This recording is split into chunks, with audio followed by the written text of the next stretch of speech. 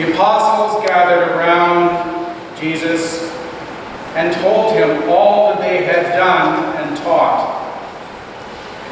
He said to them, "Come away to a deserted place by yourselves and rest a while." For many were coming and going, and they had no leisure even to eat. They went away in the boat to a deserted place by themselves. Now many saw them going, and they recognized them, and they hurried there on foot from all the towns and arrived ahead of them. As Christ went ashore, he saw a great crowd. He had compassion for them because they were like sheep without a shepherd. And he began to teach them many things. After a while they crossed over, and they came to a land at Gennesaret and moored the boat.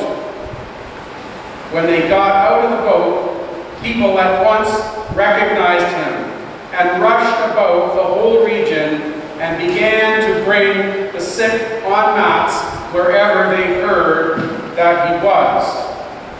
And wherever he went, into the villages or the cities or the farms, they laid the sick in their marketplaces, and they begged that they might touch even the fringe of his cloak. And all who touched it were healed. The Gospel of the Lord. Praise to you, Lord Jesus.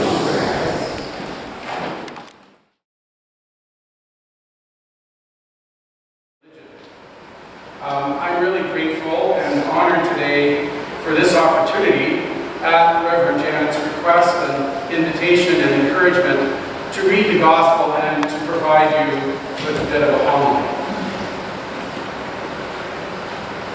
Lord, your word is light and life for us. In our quest for compassion and relief, open our minds and our hearts to your brightness and your vitality. Think of a time now when you have been in a state of despair. Sometime when you were most in need of something. It may have been that kind of despair that exists when you don't know how on earth you're going to get everything packed before the moving van arrives at a specific time. Or more seriously, it may have been that kind of despair that exists when you know that you're ill and you've been ill for a while, you don't exactly know why. We are all at one time or another in a state of despair, at a time when we are most in need of something. Here are a few examples. If you remember a few weeks ago, a visually impaired man fell onto the subway tracks in Toronto. Laying there, injured, unable to get up.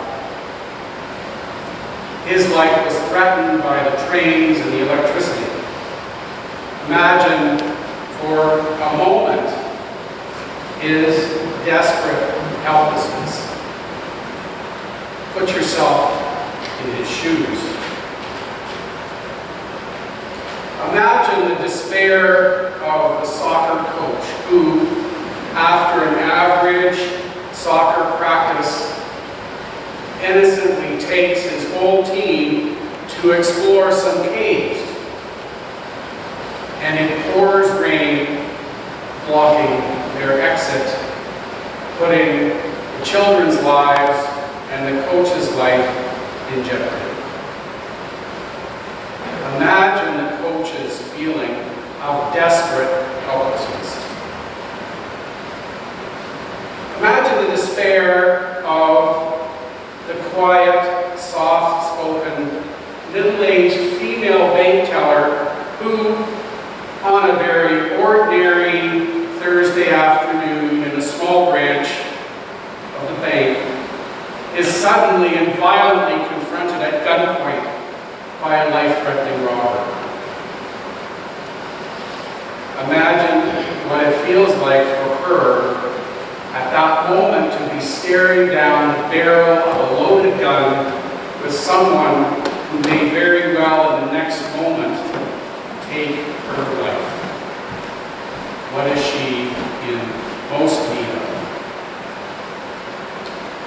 Imagine the kind of despair that the lovely plant that usually sits on your neighbor's front porch is now badly wilting from the hot sun and no water because your neighbors are on vacation enjoying themselves and are not there to water that plant. Imagine its feeling of desperate helplessness. While some of these examples may be extraordinary, all of the examples remind us of times when we are in a state of despair and we are desperately in need of something. At these desperate times in today's gospel, Christ calls us to him for relief. Mark shows us this as he gives us examples in today's gospel of people who are in despair. He says, as Jesus went ashore, he saw the crowds of people who were like sheep without a shepherd. I don't know if any one of you know, or maybe you have had the opportunity to raise sheep. I have a good friend who maintains a herd of sheep, and she tells me just how hopeless those critters are when she's not there with her staff to guide them around. They don't even know where to find the water hole. So when we hear Christ talk about sheep without a shepherd, we're wandering around looking for relief. Another example in today's gospel, they laid their sick on mats in the marketplaces and begged him that they might even touch the fringe of his cloak. Those people that had heard about Christ and were desperate in their need for relief and for healing. Even the apostles of Jesus in the reading today were desperate. They were so busy, they had no leisure, not even to eat. Ever had one of those days where, you had 12 hours of stuff to do and only 10 hours to do it, and even a bathroom break was a luxury? Let's take a look at what is Christ's response to all of this desperation. Well, initially he knows his crew, his apostles. He says, well, come on guys, let's go, let's take a rest. Get in the boat, we'll go find a nice place, and we're going to take it easy for a while. He has compassion for them, and he wants to relieve them so that they're not going to be so tired and so busy.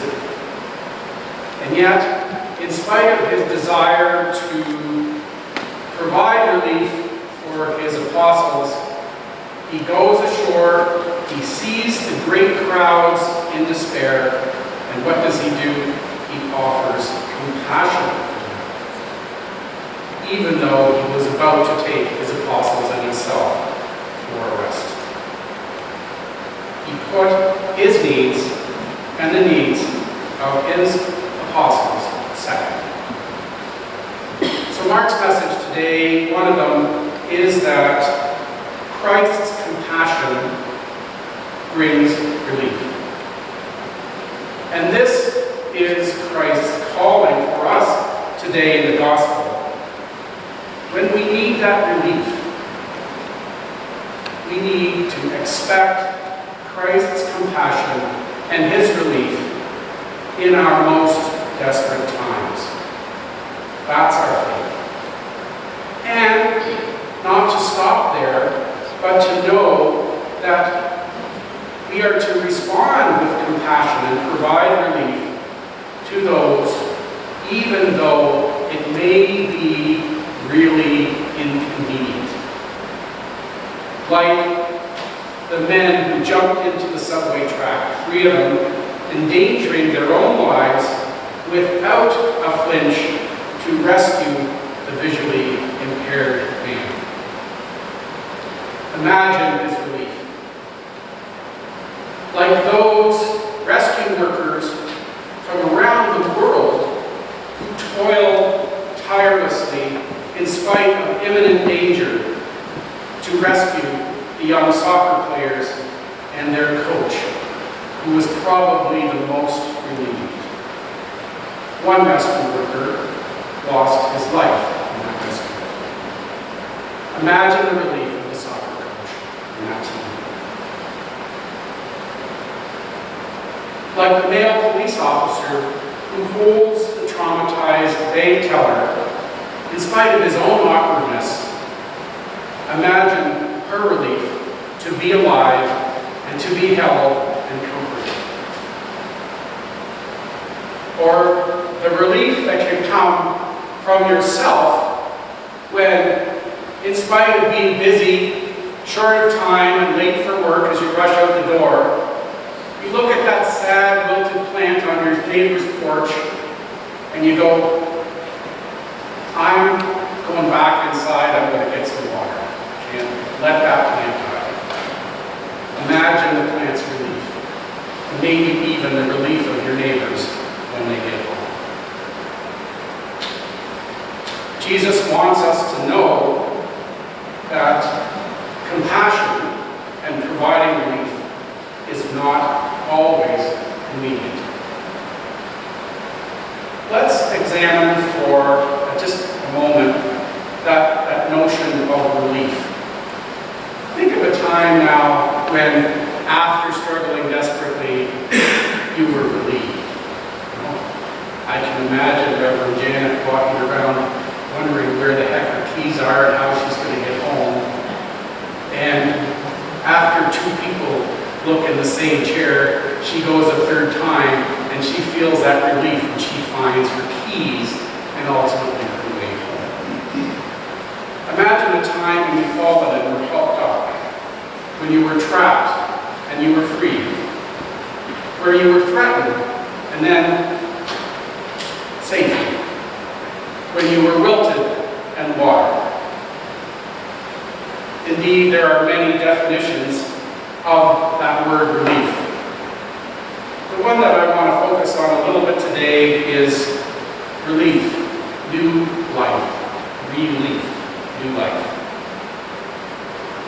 Christ wants us to know that all those who experience His compassion will experience relief, new life. Today's gospel closes by telling us all those who touched the hem of His cloak were healed. All those who touched the hem of His cloak were healed, and they were relieved. In closing now, at times, any one of us amongst us could be in a state of despair. We don't know. We can't always tell by looking. When we are in those times when we most need security, nourishment, health, hope, safety, respect, or rescue, we need to have the unshaken faith that Christ's garment hem is only a touch away. All we need to do is get ourselves to the shoreline and wait.